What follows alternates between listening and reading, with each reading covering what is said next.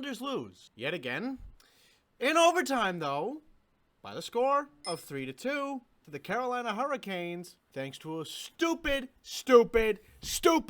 Barzal penalty within the last minute or so of the third period. Way to freaking go, boys! 6 losses in a row! Want to know what else didn't help this team?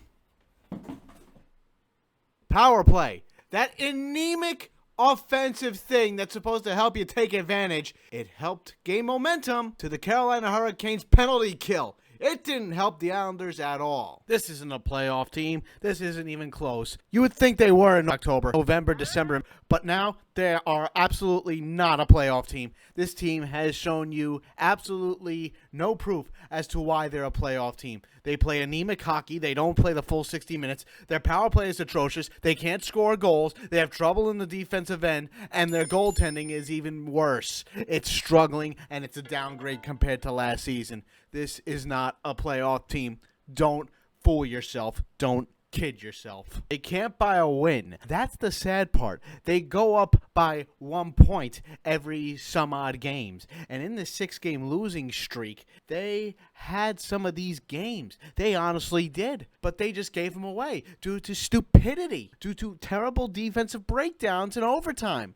But the games where they lost in regulation, they didn't even bother to show up. Boston, you could argue that, hey, Boston's a really good team and can shut you down. Montreal, they're not making the playoffs. Where's the excuse there? Ottawa, well, we just traded for one of their best scorers, and we can't beat them? Are you bleeping me?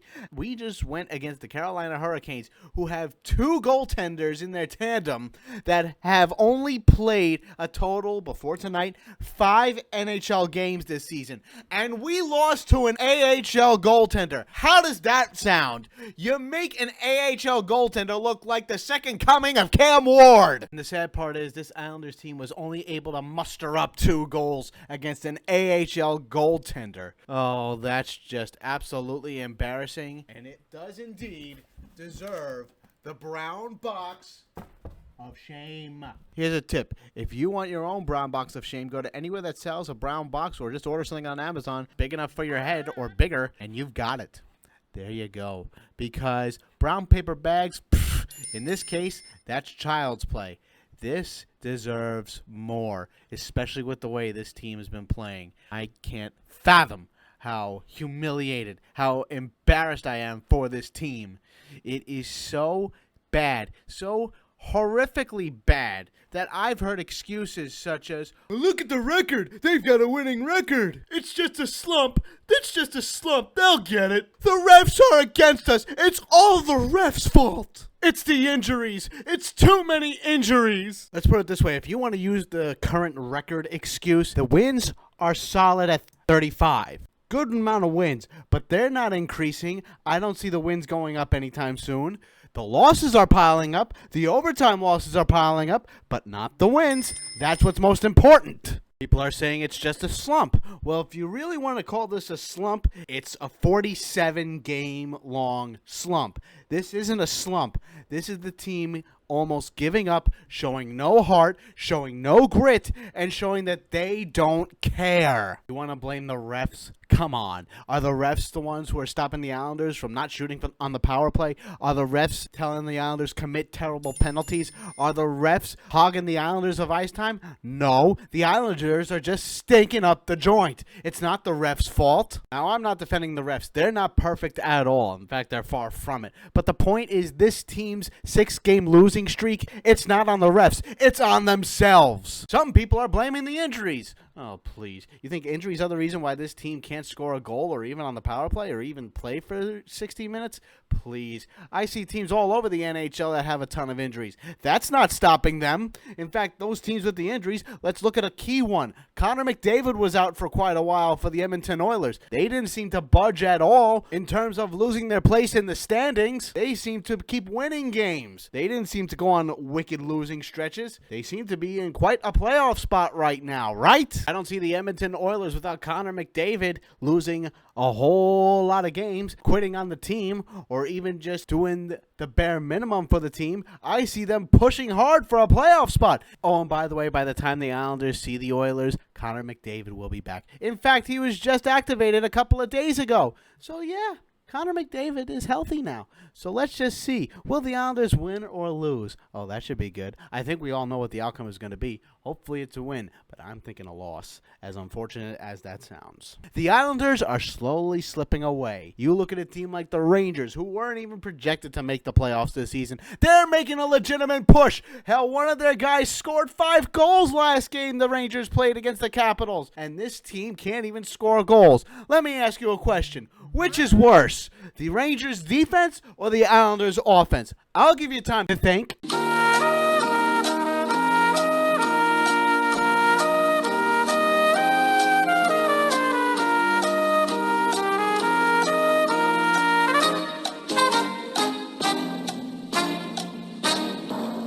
Time's up. What's your answer? If you say the Rangers defense, well, here's the thing. You're true to the Islanders, I can tell you that. But honestly, if you're asking me, it's the Islanders offense that's worse compared to the Rangers defense. The Rangers defense has its flaws and its holes, but the Rangers can win games. They actually are able to sustain leads for the most part.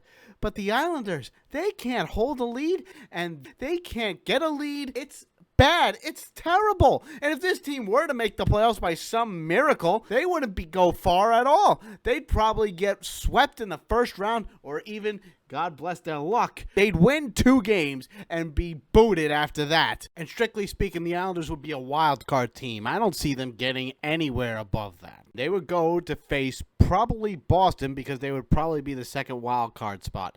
They were the first. Well, they probably faced the Capitals, but I think it's more going to be they're going to face Boston. But here's the thing. If this team can turn it around, then great. I don't know how many times I've said that on this show, but my God, this team needs to get themselves a kick in the pants. I don't know how many times I can repeat myself like a broken record.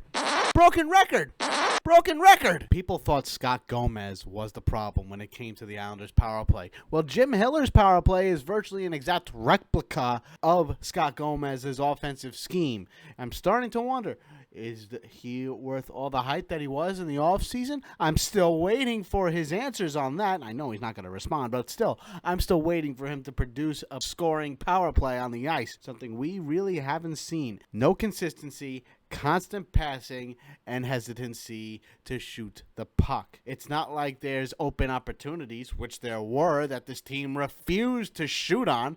They go for the pass and try again later. When this power play cost this team so many games, it is horrifying that they refuse to shoot on this power play.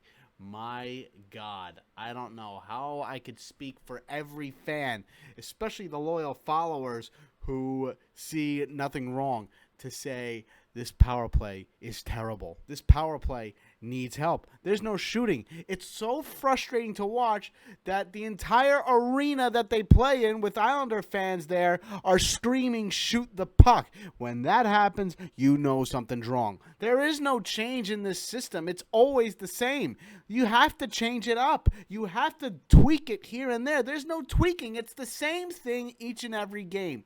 Trotz and the coaching staff need to understand that. And I'm not solely blaming Trotz, but you have to change things up. It's the same song and dance each game. When the teams that you face are able to pick you apart piece by piece by piece, and you can't score more than 2 goals for virtually this entire losing stretch, there's a problem. Call up a couple of kids. Call up Kiefer Bellows. Scratch Leo Komarov. Let Andrew Ladd play. My God, do something. Have Kuhnhackl come in. You need something. Komarov is an offensive liability. He's only good for the penalty kill. He's not a good player. He's a 4th liner. I would much rather have Tom Kuhnhackl, who's much used to a 4th line role, than have Leo Komarov out there as a regular. When the Islanders score 12 goals in 6 games, that sounds relatively decent, right? Well, it's not, especially when they allow 24 goals in 6 games. That's horrific. This team needs to straighten its ass out.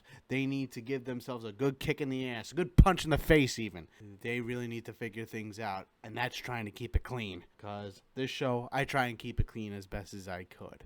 Because now it's the Western Conference road trip that goes to Western Canada, to Vancouver, to Calgary, and then Edmonton. This is going to be a hard one to swallow if they get swept. And then after that, they come to Pittsburgh to face the Penguins on the road. So that's a 4-game road trip. Hopefully we win 2 games, or maybe we even see a sweep. Hell, hopefully we win 3. But if they don't win any of these games, or just 1 out of the 4, oh, Lord have mercy. You might as well just kiss the playoffs goodbye in that case then. Thank you very much, everybody, for watching the Risorto Report, Isles Recap Edition. I'm your most gracious host. I've been blessed with my presence, Greg Risorto, and I will see you after the game against the Vancouver Canucks. Please remember to like this video, comment down below if you liked it or not. Please subscribe, share this video with everybody you know all over the World Wide Web. Follow me on Facebook at the Risorto Report. Follow me on Twitter. Links in the description. And as always, let's go Islanders.